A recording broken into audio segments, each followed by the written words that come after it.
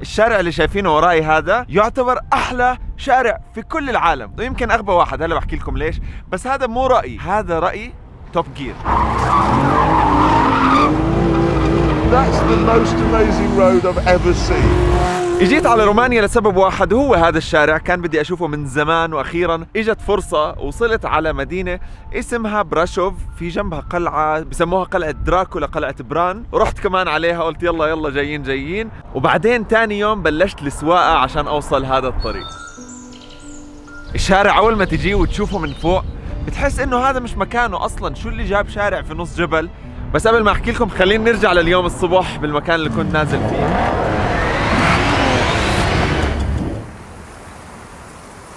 هلا أنا موجود في مدينة براشوف في ترانسلفانيا في رومانيا.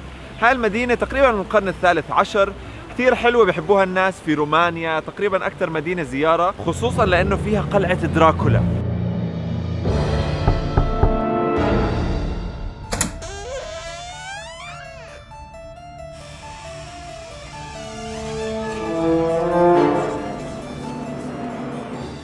طبعا دراكولا اللي بنعرفه من افلام الرعب هو فعليا شخصيته مبنيه من شخصيه حقيقيه من رومانيا اسمه فلاد المخوزق.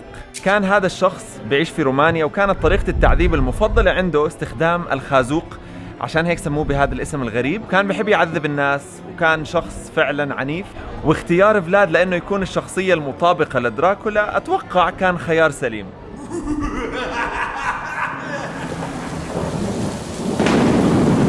القلعة اللي احنا هلا فيها اسمها بران كاسل، هي أكثر مكان مشهور في كل رومانيا بيجوا الناس عليه. القلعة نفسها بنوها في القرن الرابع عشر، والهدف منها كان انه تكون حصن لحماية المدينة من الأعداء. هي القلعة هون فعلا مشابهة للقلعة اللي استخدموها بالفيلم اللي بيسكن فيها دراكولا، لكن حقيقة يعني بالأحداث التاريخية ما كان هذا بيته. شوفوا هذا المنظر عنا على باحة القصر الوسطية، شوف المكان عن جد حلو، خصوصا بهاي المنطقة في النص. بعد زيارة القلعة صراحة من الداخل مش كتير فيها شغلات مثيرة للاهتمام، بتلاقي فيها بس مجموعة أثاث مجمع من أحد الملكات اللي كانوا عايشين هون، بس فعليا أحلى مكان فيها هو بس هاي الساحة الوسطية، لكن المعلومات اللي جوا والتاريخ بالنسبة لي ما كان كثير مهم.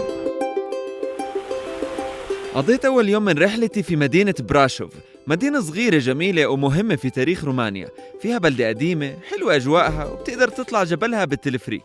وانطلقت آخر اليوم لمنطقة شارع ترانسفاغارسان. بديت اليوم رحلة الشارع في هذا الجيست هاوس اللي جاي على بداية الشارع تحديداً. المكان جاي كأنه عن جد في وسط ريف وطبيعة كتير حلو، عندهم حتى شلال في نص المكان، الفطور كان زاكي لطيف. بس هلا بدي أطلع، خلينا نبدأ الشارع. يا سلام، بلشت رحلتنا، بدنا نطلع هلا على ترانسفاغارسان من الفندق الجميل اللي احنا فيه. الحلو اني مختار فندق بالضبط على مدخل الشارع اللي بدنا نسوقه، فعن جد يعني اللوكيشن تبعه ممتاز. هلا على طول راح نوصل.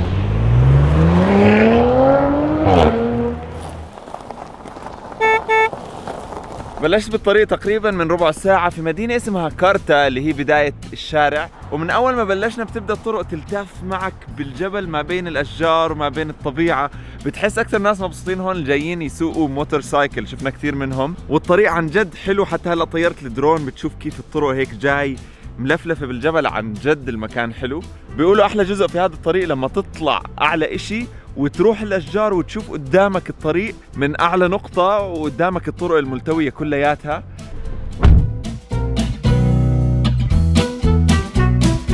فجأة وانا سايق يا جماعة بيطلع لي في نص الشارع دب. أول مرة في حياتي بشوف دب هيك في الشارع. واو، بشوفهم بينزلوا هيك فيديوهات في أمريكا ولا كندا ولا هذيك الأماكن، بس عندنا مش موجود هذا الإشي. أيوه هناك صار. يا الله، very nice. يا سلام، شوفوا جاي أعبي القنينة تبعتي من مية النبع في الجبل. طول الطريق هون في عنا ينابيع. وانا سايق شفت هيك في آخر الجبل بعيد في شلال كتير حلو، فكان بس بدي أصوره من بعيد ولا بلاقي في فوقه هذا التلفريك. قلت خليني أطلع، شو ورانا؟ عنا يوم كامل نسوق هذا الشارع. وصلنا على راس الجبل. الطريق لهون كان عن جد حلو، كنا مفكرين حنروح بس على الشلال، طلع الطريق اكثر من هيك بكتير. في هون هلا كأنه بحيرة ولا اشياء اللي بنشوف.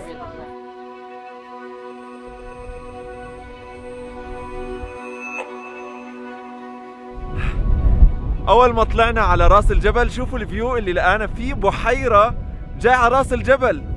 فهذا المنظر اللي قدامنا عن جد كثير حلو على راس الشارع الجميل بالضبط. في هون البحيرة، وعلى الجهة الثانية في سيارة اسعاف. شوفوا اللي ورانا،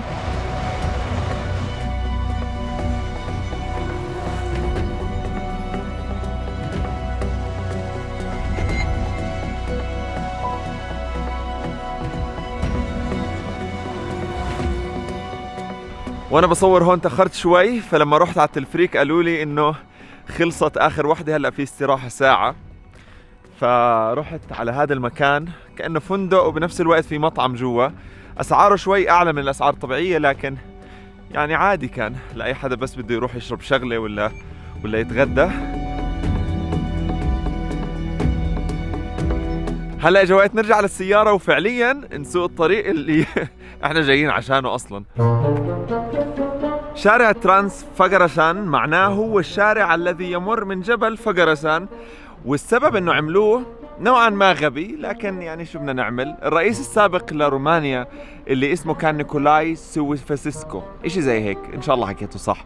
المهم كان خايف من انه الاتحاد السوفيتي يهجموا عليه، خصوصا بعد ما هجموا على تشيكوسلوفاكيا قبل سنتين من بناء هذا الشارع. فقرر يبني الشارع عشان يكون مكان يقدروا ينقلوا من خلاله العدة العسكرية من خلف الجبل للجهة الثانية من الجبل.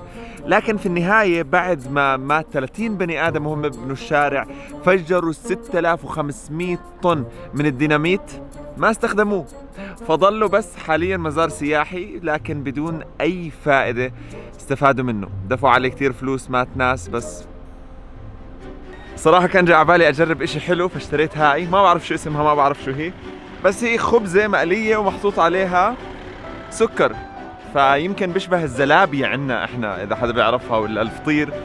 بس هات نشوف.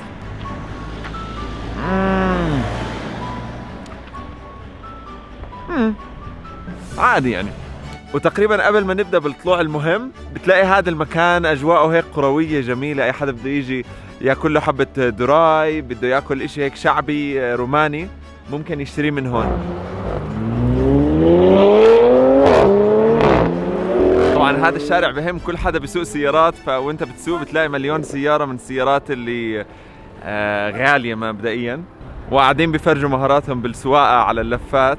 طبعا للأسف أغلب الحوادث اللي بتصير على هذا الطريق اللي فيه منها كتير كلهم بيكونوا ناس متهورين، فيعني أي حدا بيجي هون شوي شوي يا جماعة. بالتعليمات تبعت هذا الطريق بينصحوا إنه ما تسوق فوق ال 40 كيلومتر بالساعة، لكن صراحة ما بتحتاج، لأنه عن جد الطريق حلو، بتستمتع بسواقته ولا داعي للتهور. احنا هلأ خلصنا السواقة في الجزء اللي هو أكتر واحد معروف من هذا الشارع، المنظر اللي بتشوفه من فوق، لكن كل الشارع اللي ماشي هلأ خلال الجبل هذا كلياته يعتبر نفسه ترانس فقرشان.